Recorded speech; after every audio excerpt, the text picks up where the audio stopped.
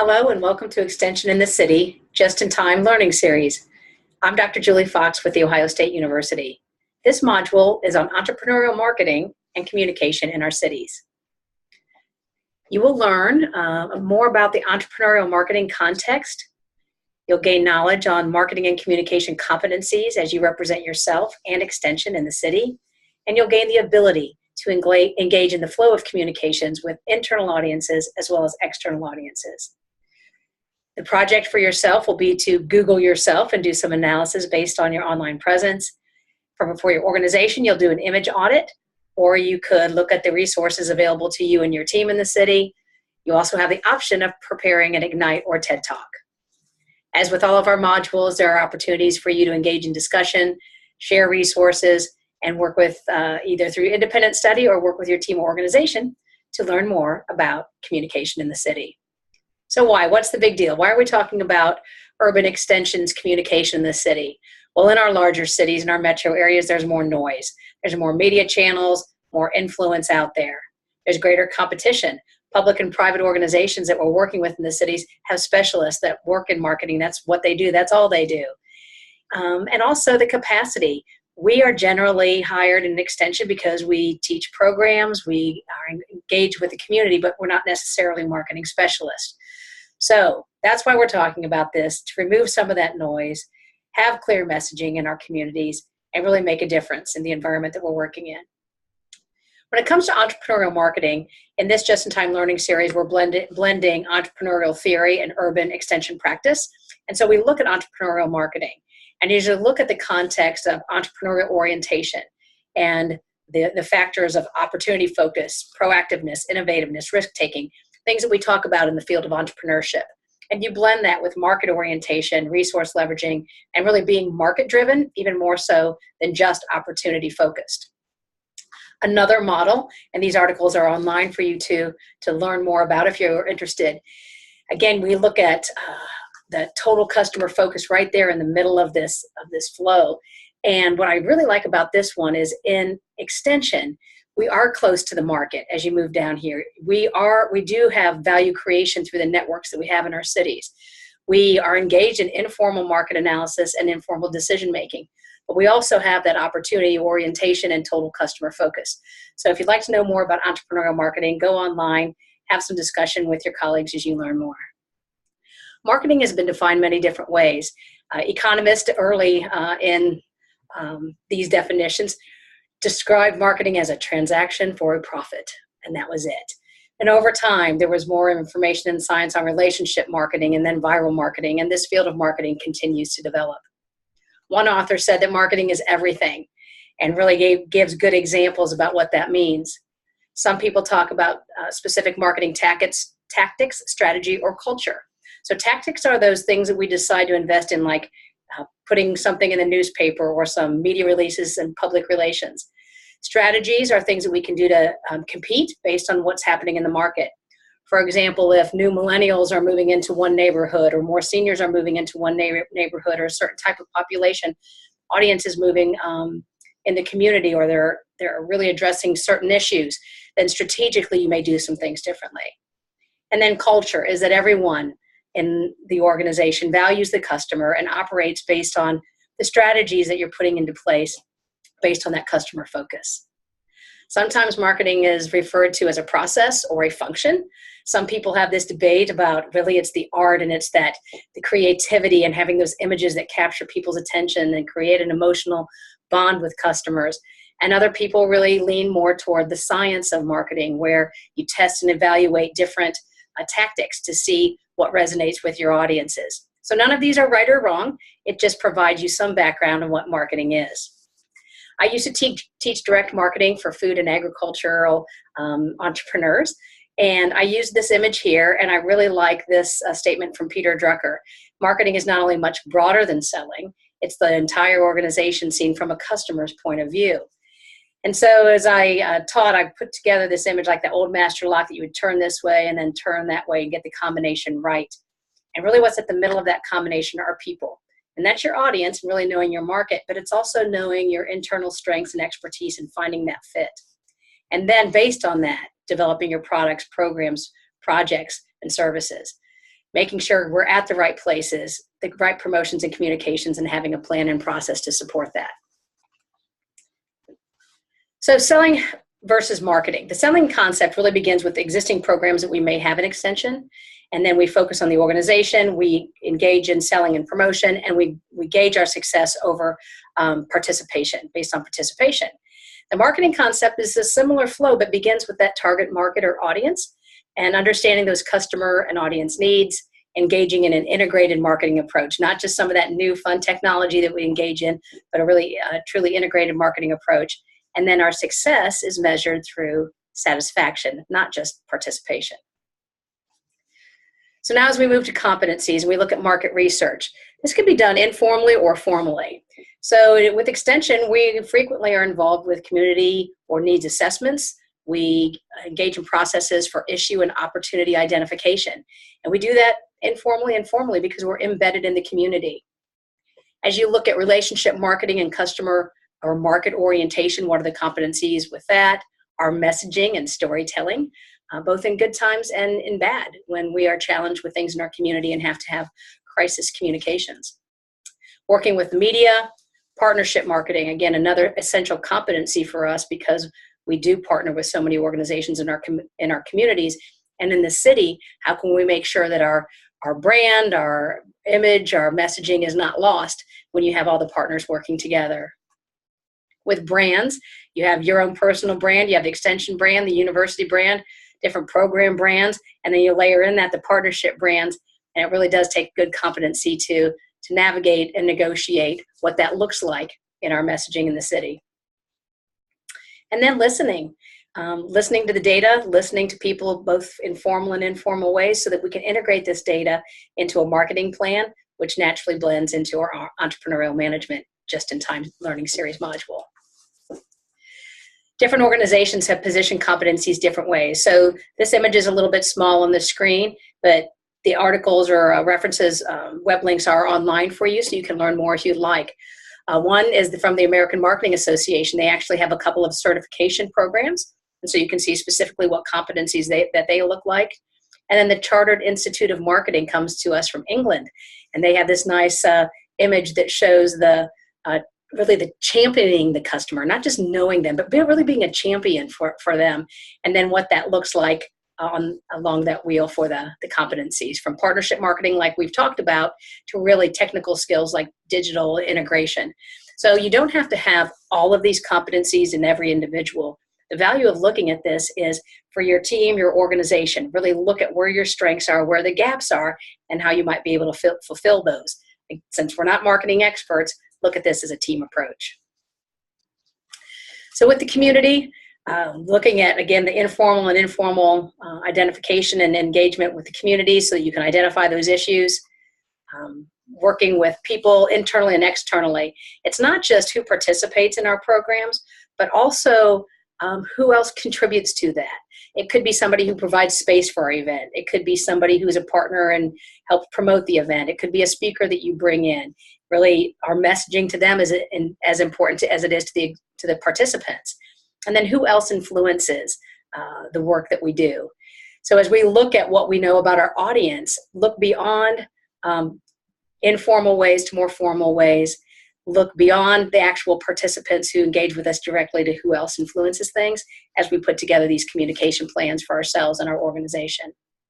There are resources online that can help you learn more about the demographics in your city, about the psychographics, that's basically a fancy word for how people behave, and also putting together our messaging and our strategies based on the relationship that people have with us already. Some people may already be engaged in one or more of our programs like 4-H or Ag and Natural Resources or Health and Wellness or any of the extension programs. Others may just be at the awareness level. So recognizing that our strategies and our messaging needs to be gauged upon the demographics, what else we know about customers and how they behave and what's important to them, and the relationship we have with them. So this image here is the loyalty ladder that begins with that prospect or somebody who may not yet know about extension, and then moving up based on the experience that they have with us to the point where many people become advocates. And we're lucky to have the strong alumni networks and strong advocates at many levels with extension. In the city, We have, I'd say, more prospects to work. It's that scale that we work with in the city that makes this important for us to take a look at. Another part of that marketing combination, I'm not going to go into great detail about this here, but we'll talk about it more in the innovation module. But if you look at the packaging and place, we don't always think about packaging and these other factors in that marketing combination that when you put it all together, you waste less time and waste less money, and you can be more effective. So it's valuable for us to make conscious decisions about this and not just do things by default. So packaging can assist in many different ways. And just looking at, say, for example, we're doing a program on environmental sustainability. We want to make sure that packaging and what we do actually reflects that as well. So here are some fun images to make you think, what could we do with our packaging? Not just a 3-ring binder or a folder with our propaganda in it. These are a couple of shopping bags that are out there. Here's another fun one that makes you think maybe we could take this a step further and add value from the customer's point of view. Signage, an extension in the city, again, with so much noise, where do we have the opportunity to have signage so that we can help people find us, provide information and education, prompt them to take action, answer some common questions, and reinforce the extension brand. If you'd like to know more about signage, whether it's within your office, out in your community, or at an event, there's some resources for you online. With promotion, we do a number of messages, and where really to focus on those benefits, not just the features of what we have. What can we do to prompt recall? And even that word of mouth marketing, having messages like that, both in print and electronic formats. How can we work with our partners to have those messages communicated? I have the term here, owned, earned, and paid. So with our messaging, in some cases, we own it, we control it. So it's a website, a blog that we have, something that we own and control. In other cases, it's something that's earned. We have a partnership with someone, or we have reached a level of recognition and really have that earned opportunity to have some messaging. And then paid. Many extension organizations look at having paid communications when it comes to either print or electronic resources. In extension, we don't always talk about campaigns, but what kind of campaigns could we do to reach new audiences and really track that progress throughout that intentional campaign? I'll talk a little bit more about that in a minute. With selling and looking at that competency or that area, it's a term we don't always use, but in some cases, let's say we're trying to establish a relationship with a new partner, and we've been fostering that relationship with them, and at some point you get to either a memorandum of understanding or a contract, and you really have to close the sale, if you will, to make the partnership or network go the next level. And then really recognizing customer service, that we are here to provide a good experience for people who come to Extension at whatever point and whatever their need is. And so how can we really have that spirit about what we do? With consumer behavior, this is kind of a consumer behavior text in one tiny slide. But this is just to reinforce that as people make decisions about how they're going to invest their time and money or address problems or opportunities that they're facing, as they go through this process, we all do. So we search through our memory, we evaluate alternatives and see, based on a lot of factors there, like risk and relative advantage. We look at, a purchase decision, even if we're deciding it to invest time and not just money, but if they're investing time and money with us. We go through this thinking of whether I should or not, what should it be, what should my decision be, when, how much should I spend, those kinds of things. And then the actual purchase or transaction. In some cases, it's planned completely, not planned or partially planned. And then we have that post-purchase evaluation. So think about something that you have decided to purchase or invest your time in recently, and think how you've gone through that process. It's usually, we don't do it as top of mind as we think, but it's happening inside. And this whole process is influenced by things around us, the environment, other competitors, our demographics and psychographics, and things that are happening in our cities. So I mentioned the flow of communication, again, both internal and external audiences, really identifying who they are so we can better see things from their point of view and their perspective.